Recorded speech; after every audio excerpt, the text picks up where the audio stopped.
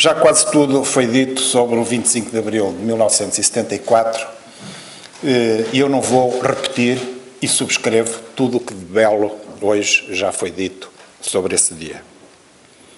O que falta dizer só será relatado pela história num futuro certamente muito distante. O 25 de Abril, dia em que culminou o longo processo de luta pela conquista da democracia e da liberdade, foi, é e será sempre um dia que merece ser solenizado por tudo aquilo que de imenso e profundo representa e pelo caminho de liberdade que desbravou, razão pela qual decidimos, este ano, englobar um conjunto de eventos numa semana recordativa e comemorativa do 25 de Abril, respeitando a protocolaridade que o dia de hoje nos merece. Devemos aos capitães de Abril e ao povo português o 25 de Abril e a democracia, que se consolidaram com o sucesso da liberdade a 11 de março e a 25 de novembro de 1975, datas que hoje também rememoramos, pois foram cruciais para a consolidação do regime democrático. Para evocar estas memórias, foi à Casa do Cinema de Coimbra ver o filme biográfico de Salgueiro Maia, recentemente estreado. Um filme excepcional que reputo de obrigatório sobre a vida do símbolo mais puro do 25 de Abril.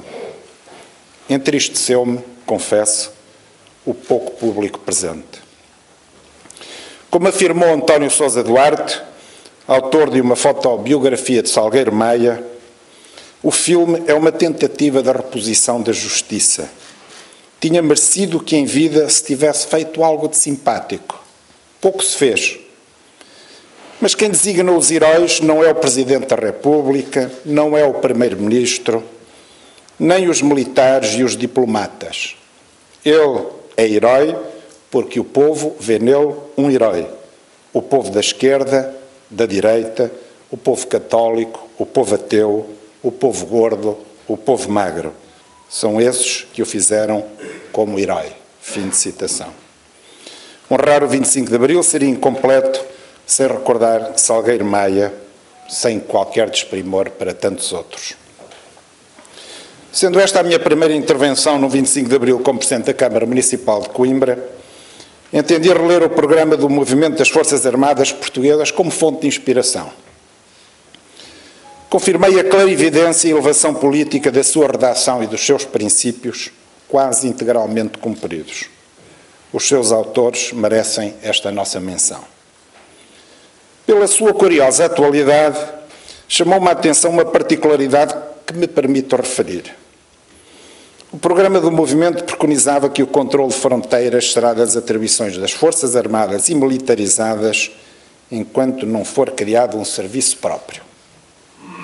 Este serviço próprio, que deu origem ao Serviço de Estrangeiros e Fronteiras, uma criação do 25 de Abril, está agora em processo de extinção por estranhos e políticos motivos, contrariando radicalmente a aclamada afirmação do atual Presidente da Assembleia da República, e que subscrevo, quando, muito recentemente e aplaudido de pé, afirmou que não há atribuições coletivas de culpa.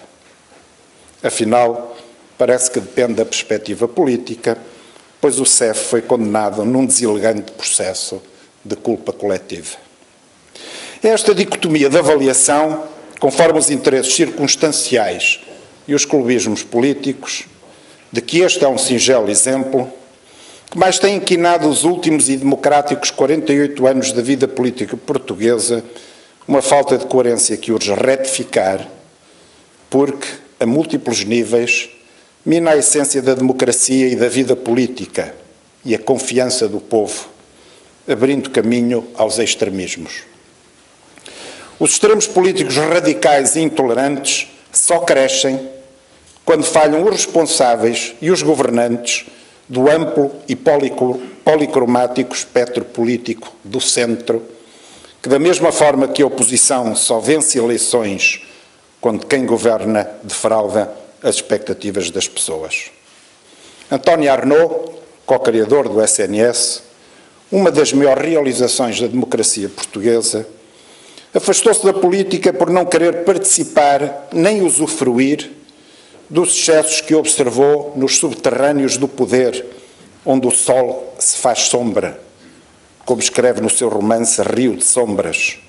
Desassombradamente, neste magnífico livro, desvenda alguns meandros da política portuguesa e dá testemunho de um tempo contraditório e bicéfalo, ora promissor, ora angustiante, em que as águas límpidas do sonho de abril se transmudaram no lodo do desencanto, embora ainda reste uma nesga de esperança. Fim de citação.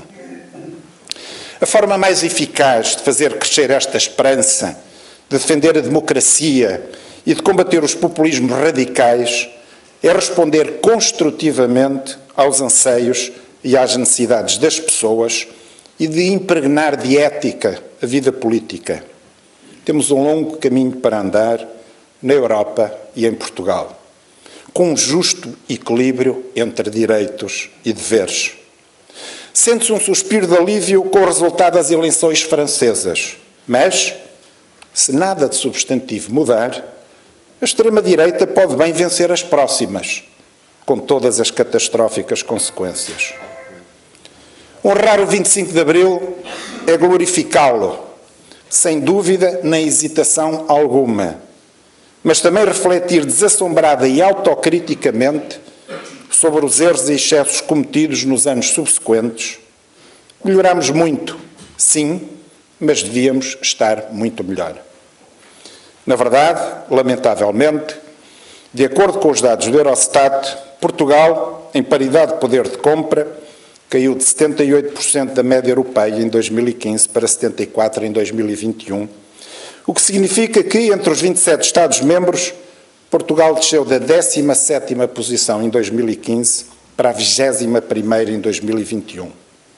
Por seu lado, a taxa de risco de pobreza passou de 37% em 95% para 43% em 2020.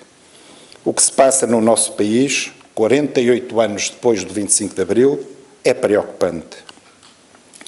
Os 5 grandes desafios que se colocam perante nós, diria eu resumidamente, são a melhoria da democracia global no planeta e em Portugal, nomeadamente, no que aqui nos diz diretamente respeito, com uma revisão e atualização da legislação eleitoral autárquica que temos a obrigação de promover.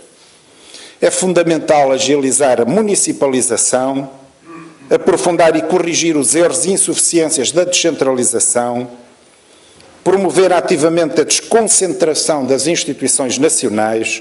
Portugal não é só Lisboa e Porto e, posteriormente, numa fase mais madura, trabalhar responsavelmente a regionalização. O segundo ponto é a defesa do meio ambiente e a aposta na literacia verde, essencial para mitigar a catástrofe climática que se avizinha, com milhões de mortos de causas climáticas. Entre outras medidas, é urgente reduzir drasticamente o consumo de combustíveis fósseis. O terceiro ponto é cuidar mais e melhor das pessoas, sem racismos nem xenofobias, cultivando a educação, a solidariedade e a equidade, respeitando o mais violado de todos os nossos princípios constitucionais, plasmado no artigo 13º da Constituição da República Portuguesa, o princípio da igualdade. O quarto ponto, promover um desenvolvimento sustentável, harmonioso e esclarecido, com um elevado sentido de coesão territorial, quer a nível nacional, quer internacional, e dar realmente um sentido concreto à expressão não deixar ninguém para trás.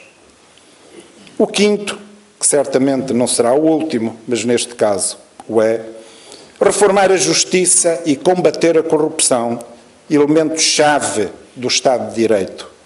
Com uma justiça mais célere e transparente, o desenvolvimento do país pode acelerar. Infelizmente, estamos a claudicar em todos estes desafios.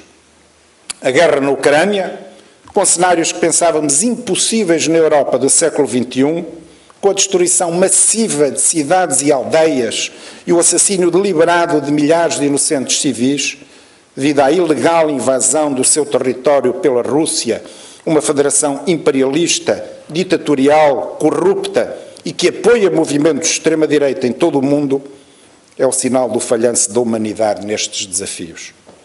Lamentavelmente, a ONU é uma organização completamente disfuncional e ineficiente, a carecer de uma urgente reforma, e os países mais desenvolvidos têm sérias responsabilidades no que se passa, pois fecharam os olhos às atrocidades cometidas pelo exército russo em vários países, basta recordar a martirizada Alepo, e mantiveram os negócios milionários que alimentaram a máquina de guerra russa. Comprar petróleo e gás manchados de guerra é o mesmo que comprar diamantes de sangue. A Federação Russa, que certamente todos condenam, precisa urgentemente do seu 25 de Abril, como todas as ditaduras deste mundo.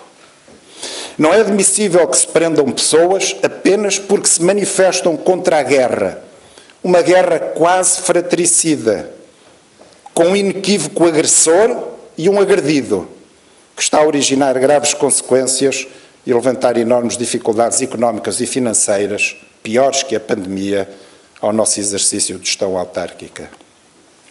Neste tumultuoso mar de dificuldades que atravessamos, sem esquecer que os ucranianos, com quem somos solidários, estão bem piores do que nós, há inúmeras questões que temos de resolver a nível autárquico, desde o processo e financiamento adequado da descentralização, ao maior investimento público fora das duas áreas metropolitanas, até à concretização de vários projetos no Conselho de Coimbra, eternamente adiados, que me dispenso de elencar porque subejamente conhecidos. A boa relação atualmente existente entre todas as instituições de Coimbra, que a Câmara tem a obrigação de cultivar e que aqui saúdo, é fundamental para alcançarmos os nossos objetivos coletivos, permitindo construir as pontes e as soluções mais adequadas a cada caso. Para isso trabalhamos também ativamente com a CIM de Coimbra, com a CCDRC e outras instituições de caráter regional e nacional. Vamos recolocar Coimbra no lugar que merece e que corresponde ao enorme potencial deste Conselho. Nesta ocasião, tenho que voltar a falar da ADSE, assunto a que voltarei repetidamente até que o mesmo seja resolvido. É escandaloso que as autarquias financiem a ADSE em cerca de 70 milhões de euros por ano, pois são obrigadas a pagar as despesas em saúde do regime livre e convencionado dos seus trabalhadores, apesar dos descontos que a ADSE recebe, um tema de que sucessivos governos fogem com o mesmo temor com que o diabo foge da cruz, pois a sua resolução obriga a uma profunda reforma da ADSE. O cúmulo do patético é que, como já abordei anteriormente, enquanto é a ADSE que paga as despesas de saúde dos assistentes técnicos e operacionais que foram transferidos para a tutela das câmaras no âmbito da descentralização da educação, os novos trabalhadores que já são contratados pelas câmaras para as mesmas funções nas escolas, são tratados de forma diferente relativamente a estes, não obstante descontarem os mesmos 3,5% para a ADSE, são as câmaras que pagam parte das suas despesas em saúde. Este inaceitável e inconstitucional burlesco prejudica gravemente o poder local. O orçamento do município de Coimbra é esbulhado em 1,5 milhões de euros por ano pelo Decreto-Lei 118/83, de 25 de fevereiro, republicado pelo Decreto-Lei 234/2005, de 30 de dezembro. Numa altura em que as câmaras estão financeiramente asfixiadas pelos efeitos da pandemia, que foram agravados por um conjunto de medidas erradas, exageradas e sem fundamentação científica, saúde estarmos finalmente sem máscaras, algo que podia e devia ter acontecido há alguns meses atrás, uma crise acentuada pelas tremendas consequências económicas e sociais da guerra na Ucrânia, uma crise agravada pelo subfinanciamento da descentralização e pelos abusivos pagamentos da ADSE, neste tempo, é tempo da Associação Nacional de Municípios Portugueses defender mais assertivamente o poder autárquico e exigir urgentemente medidas adequadas e compensatórias que permitam que as autarquias cumpram os ideais de Abril. Depositamos as maiores esperanças no diálogo com o Governo que agora tomou posse, o 23º da era democrática. Há muito para mudar e melhorar. Contamos com o Governo da mesma forma que o Governo pode contar connosco. A primeira audiência que solicitamos, posso revelá-lo, é para tentar resolver a injustiça remuneratória que pesa sobre os nossos motoristas do SMTUC. Encaramos o futuro com confiança democrática, continuando a conduzir o processo de melhoria contínua do funcionamento da máquina da administração local, trabalhando em equipa com a inexcedível colaboração dos nossos funcionários e funcionárias, abrindo a Câmara aos munícipes e investidores, definindo estratégias modernas, desenvolvendo novas parcerias, afirmando Coimbra em todos os palcos. Tenho esperança no futuro, com a plena consciência de que a concretização dessa esperança depende da intensidade, da qualidade e da ética do nosso trabalho. Viva o 25 de Abril, viva Coimbra, viva Portugal. Muito obrigado.